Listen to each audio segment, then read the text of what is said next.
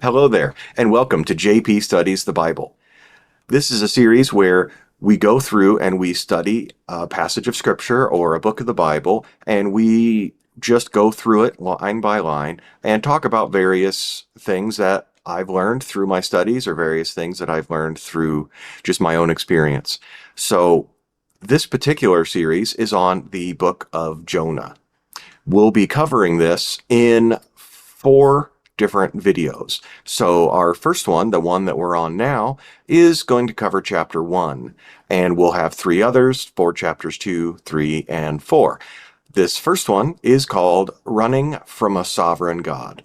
Now, when we talk about the book of Jonah, we want to give some context to Jonah, the actual person. And we get that from 2 Kings 14:23 through 25. So let's read this real quick as we get some background information about Jonah and where he was in the story of the Bible. In the 15th year of Amaziah, son of Joash, king of Judah, Jeroboam, the son of Joash, king of Israel, began to reign in Samaria, and he reigned 41 years. And he did what was evil in the sight of the Lord. He did not depart from all the sins of Jeroboam the son of Nebat, which he made Israel to sin. He restored the border of Israel from Lebo-Hamath as far as the sea of Arabah, according to the word of the Lord, the God of Israel, which he spoke by his servant Jonah, the son of Amittai, the prophet, who was from Gath-Hepher. Now, we get a lot of information from this, and we get a little bit of context to give us some dates and to give us some rough ideas of what's going on. So we know that Jonah was the prophet during Jeroboam II's reign, sometime conservatively around 775 BC. So, give or take. Assyria was an enemy of Israel at the time, and what we hear in this is, despite the fact that Jeroboam II did evil in the sight of the Lord, he was actually successful in restoring the border of Israel into the Assyrian nation. So Assyria had taken a bunch of land from Israel, and Jeroboam II was successful in securing some of that land back. So we know during this time that Assyria was relatively weak. We know in our basic, as we read through Kings, often Israel's not very successful when they're doing what is evil in the eyes of the Lord. Typically, their successes come from when they are following the Lord and they're obeying his commandments. So for Israel to be successful, even when they're not following God all that well, would lead us to believe that Assyria just isn't doing all that well at the moment. The powerhouse that is Assyria wasn't all that successful. However, they were still a very strong enemy and had been a very strong enemy and would continue to be a strong enemy.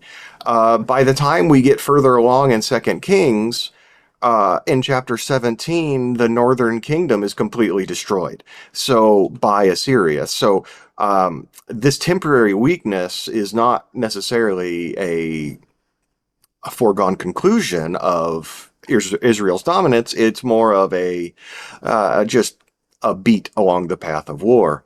So that kind of tells us where we are in history, what's going on. If you haven't picked it up yet, we're also in the period of 2 kingdoms, right? If we're talking about our story of the Bible, we have Abraham, the one who received the promise, and all the way through his family, the 12 tribes of Israel. Eventually, we come to the King David, and we have this really strong monarchy, and eventually that all falls apart shortly after Solomon's reign, and we end up with 2 kingdoms. So this story, we're talking about the northern kingdom, which was oddly called Israel. Makes them very confusing. So if you wonder why we're talking about Israel and not Jerusalem, and why there's no Jerusalem in Israel, it's because it's post-split, and The Israel that we know of to contain Jerusalem is actually called Judah during this time. So it can be a little confusing. So back to Jonah. So that brings us right to the very first verses of Jonah. Now the word of the Lord came to Jonah, the son of Amittai. Once again, we're talking about the same guy, Jonah, the son of Amittai, saying, Arise, go to Nineveh, that great city, and call out against it, for their evil has come up before me. But Jonah rose to flee to Tarshish from the presence of the Lord. He went down to Joppa and found a ship going to Tarshish.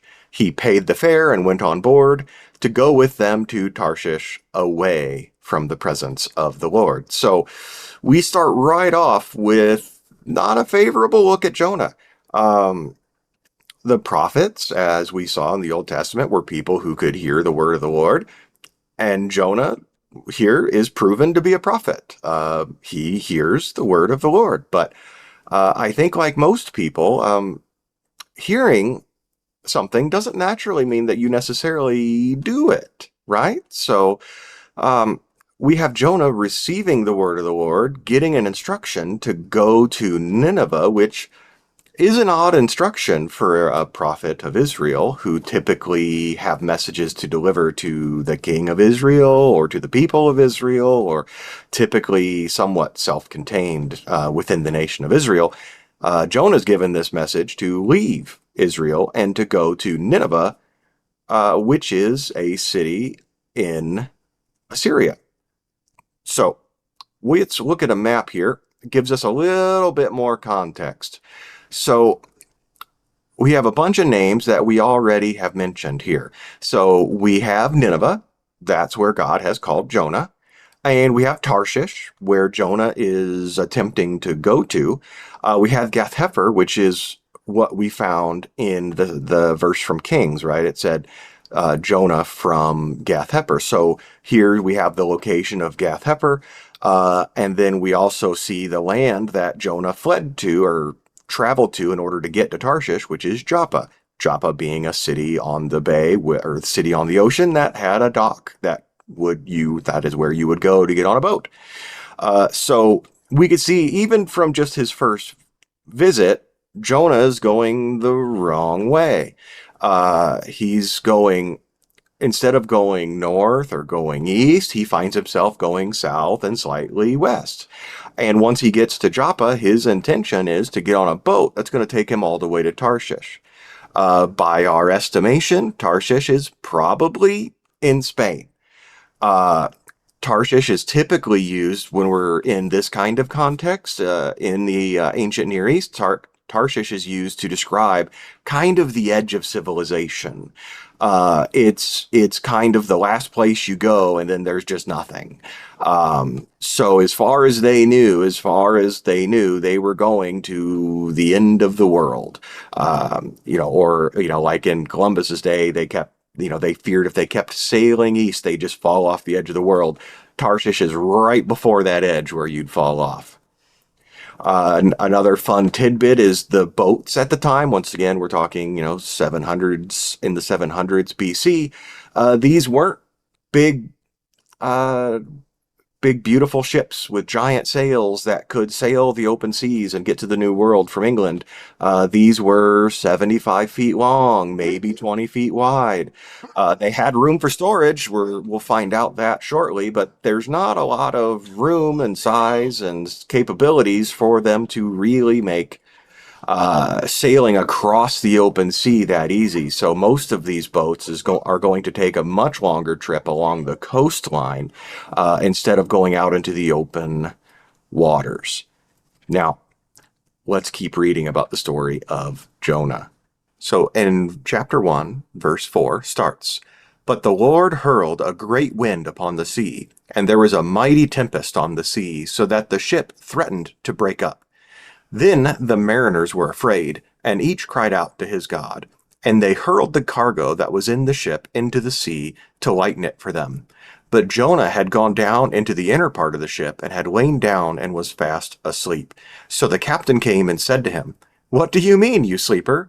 Arise, call out to your God. Perhaps the God will give a thought to us, that we may not perish. I would be remiss to forget the connection we have here to Jesus, right? So here we have a storm, a boat, someone in the bottom of a boat sleeping.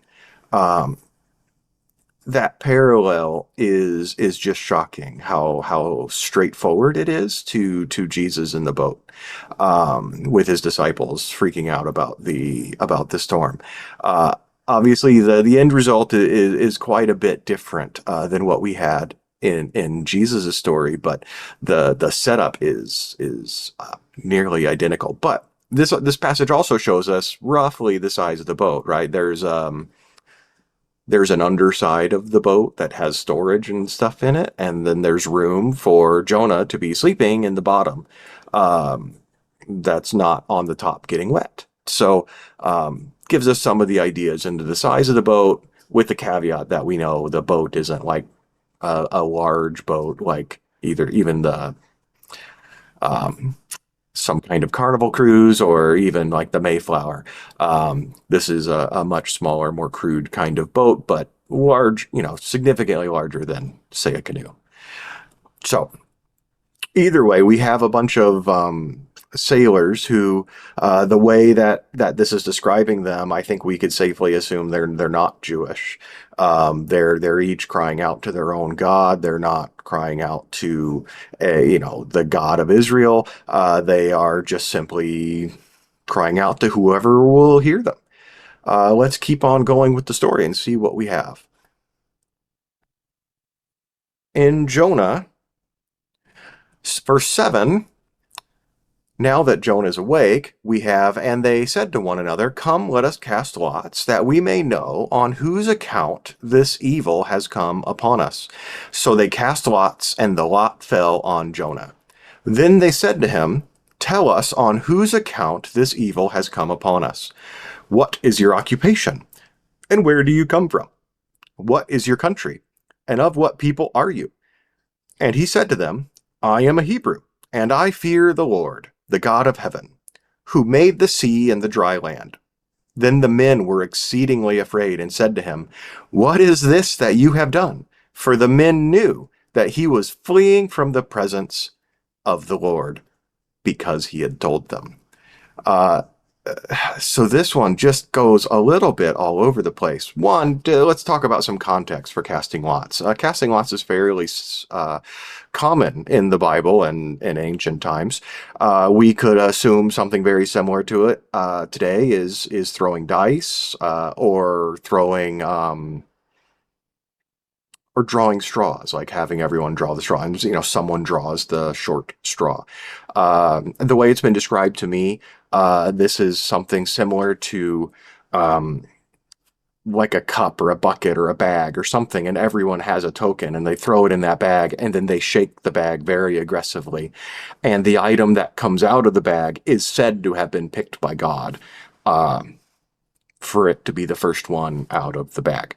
Another interesting thing that I had this dilemma was I always kind of came to this understanding that whoever whose ever token came out, or who was ever picked by the casting of lots, it's that person's fault.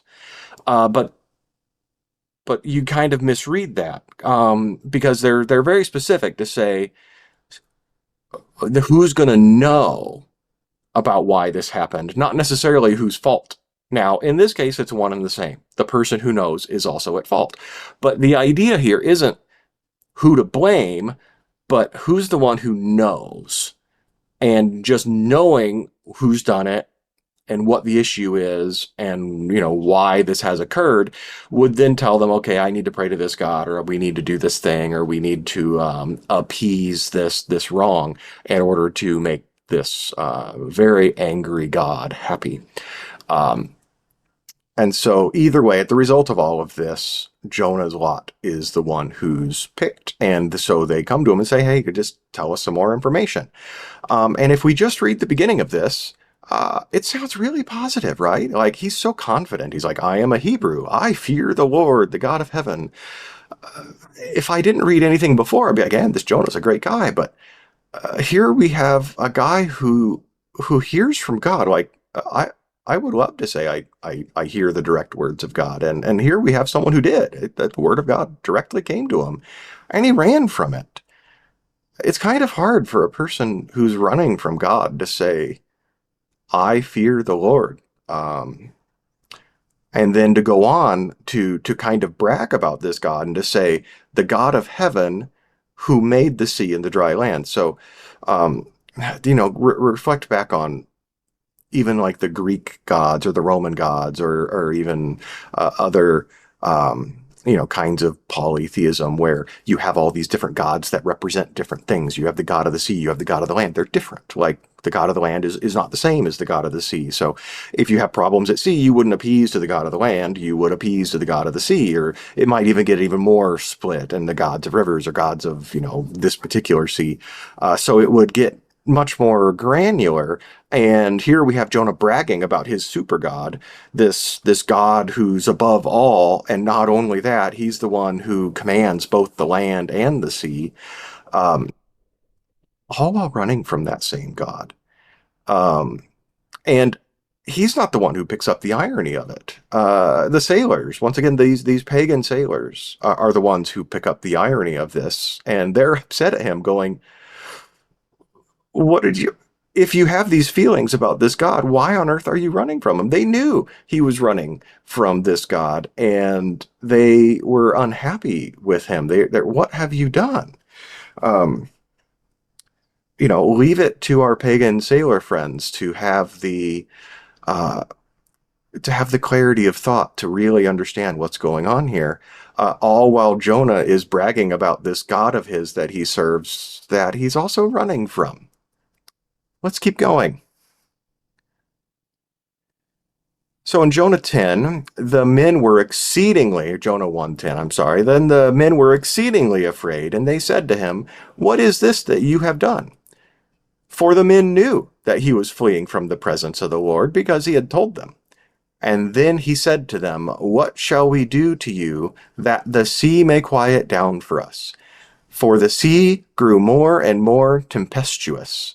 He said to them, pick me up and hurl me into the sea, and then the sea will quiet down for you. For I know it is because of me that this great tempest has come upon you. All right. Well, we have a little bit of redemption for Jonah. Um, he understands it's kind of his fault. And instead of trying to say, man, you guys should just really try to save me or really guilt him or, anything else, he goes, yep, nope, this is on me. You better toss me over. Um, it's not necessarily the escape I think he's thinking it's going to be, but let's keep going. 113. Nevertheless, the men rowed hard to get back to dry land, but they could not, for the sea grew more and more tempestuous against them. Therefore they called out to the Lord, O Lord, let us not perish for this man's life, and lay not on us innocent blood. For you, O Lord, have done as it pleased you. So they picked up Jonah and hurled him into the sea, and the sea ceased from its raging. Then the men feared the Lord exceedingly, and they offered a sacrifice to the Lord and made vows. So we're kind of going back to the best people so far in the story are these pagan sailors. Um, they know, hey, this Jonah guy's the problem. He's telling us we have to throw him overboard, and they don't want to. They don't want to kill somebody. They're seems to be pretty good people. They don't want his blood to be on their hands, despite the fact that his God is apparently demanding that he be thrown into the water. Another interesting tidbit here is Jonah isn't volunteering to jump into the water himself. He seems to be perfectly okay with accepting fault. He's saying, yep, it's on me. I need to be thrown into the sea. He doesn't say, let me jump into the sea. He goes, no, no, no, you throw me. Um, it's strange, right? It's just not. Part of me wonders, is he trying to be able to blame them for him going into the water? Like, have some kind of, well, it was those pagan guys that threw me into the water. I just don't know. In my mind, if I truly say, you know what, this is on me. I'm sorry. I need to get into the water. Uh, I mean, I'd be afraid to get into the water, but if you're owning it and you know you need to be in the water, then you kind of owe it to them to get into that water one way or another. But he um he doesn't. He makes them throw him out into the water. And eventually, after really trying hard not to, um, they really plead for God's mercy, and then they throw him out overboard. And immediately, like just the same when Jesus got out from under the boat and told the storm to be calm, the storm was gone. The water was still. And these sailors, these pagan sailors, understood who did it, and they understood who the Lord was, and they understood then and there um, who was really in control, and they offered a sacrifice to the Lord. Another thing that we don't see Jonah doing. Um, so more interesting, right? And then for our final verse in chapter 1, and the Lord appointed a great fish. Here we are, the main attraction of Jonah, the great fish. And he swallowed up Jonah. And Jonah was in the belly of the fish 3 days and 3 nights. And that brings us to the end of chapter 1. So we can talk a little bit about what on earth we think this means with a big giant fish. I know a lot of people who struggle with, is there really a giant fish in the Mediterranean Sea that could house a person in it? And they're all going to tell you, yeah, no, there's no fish that size. We're not talking like a Disney cartoon where there's whales and you could be swallowed by a whale and set up a tent inside the whale or a cabin and live there for months on end. We're talking about something that's fantastical.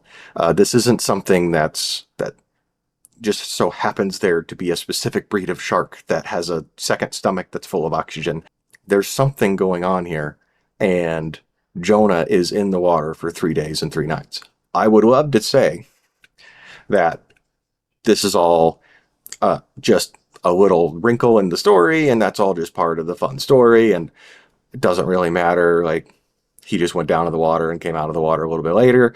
But unfortunately, Jesus refers to this later in Matthew. We'll talk about that more as we go on in the book. But Jesus refers to Jonah's time in the fish and talks about himself, how he himself will be, quote unquote, in the belly of the whale for 3 days and 3 nights, or however it exactly was. Once again, we'll talk about it later. But that makes it difficult if we're going to say that all of this has to make some kind of sense and that Jesus wouldn't refer to it if it wasn't real.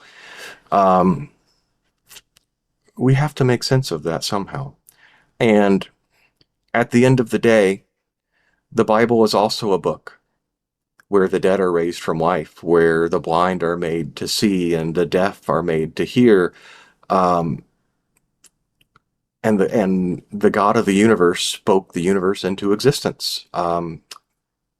We believe in the miracles of the Bible. So whether or not this was some kind of miracle fish, whether or not God created something for this to happen, I don't know exactly how this happened, other than the fact that we have Jonah being saved by God in some manner, and then Jesus referred to this manner later on in the book of Matthew. So that sets us up for chapter 2. But before we get to chapter 2, we have some questions and some reflections. Now, the way I've set this video up and the way I'm setting a lot of these videos up is we're going to review passages of scripture, we're going to talk through them, and then we'll have some questions that are available. I'll read them out. You can think about them, you could reflect on them, you can pause the video and talk amongst a group of friends or family, should that be how you want to use this video. Otherwise, you can respond to these questions in the comment section down below. But let's take a look at what we have. So first, a somewhat easy one, but maybe not as easy as you think. Why do you think Jonah fled from God's calling? Specifically, his calling to go to Nineveh. We'll get a little bit more detail from Jonah chapter 4 once we get there, but thinking about it just now, What do you think about why Jonah fled from God's calling, just looking at Jonah chapter 1? And then for our own personal life, have you ever resisted something you knew God was calling you to do? Another question is, what stands out to you about the sailor's response to the storm? Then, how does this chapter show that God's plans continue even after we fail? Don't forget that God had a plan for Jonah to go to Nineveh and he didn't do it. And this story is what happens in light of that disobedience, but also moral failure of not following the word of the Lord, which is kind of the prophet's job. And then finally, how does seeing God's mercy in Jonah 1 encourage you personally? Now, you may think mercy's kind of a weird topic to talk about when we have Jonah running from God, getting hit by a storm, and getting thrown over into the ocean, and then getting eaten by some giant fish. Um, but all of these things are a mercy as opposed to being struck by lightning or being abandoned by God or just making his way to Tarshish and then never hearing from God again. God just abandoning Jonah and moving on with some new prophet. We have God pursuing a prophet who's ran away from God. Uh, that is, by my definition, mercy. So lastly, we have some closing reflections. For application points, I guess I should say. God pursues us even when we run. It's a one-for-one story. Jonah was a prophet of the Lord. He ran from what God asked him to do. I think we do the same thing. I know I have. Another fun side note here is our disobedience affects others. Jonah running from God affected the lives of those pagan sailors. They were probably not going to get caught in that storm. All that luggage or all the stores they had on that boat got thrown overboard. That's a real financial and long-lasting impact potentially on the people involved in this story. And then God uses imperfect people to accomplish his work. That's the story of today. Unfortunately, we're tasked with spreading the word of God one way or another through, whether it's talking to our friends and family about our relationship with God or talking to new people that you meet or bringing it up with a coworker. There's all kinds of scary things to do when you're talking about sharing your faith. And unfortunately, that's the mechanism God has chosen to spread his Christianity throughout the world. And Jonah is once again another great example of an imperfect tool that God is using. Another one is that no situation is beyond God's reach. Even if Jonah made it to Tarshish, he wasn't so far from God that God couldn't reach him. So there is nothing, we can't go far enough from God for God not to pursue us. And for closing, for chapter 1, we have, where might you be sailing for Tarshish instead of following God? Where God has said, hey, turn right, and you just say, let's hang a left. And then lastly, God is ready to meet you with mercy and grace, no matter how far you've run. And that's always the case, and it always will be. And that's the end of Jonah 1. Thank you for being here, and we'll see you for Jonah 2.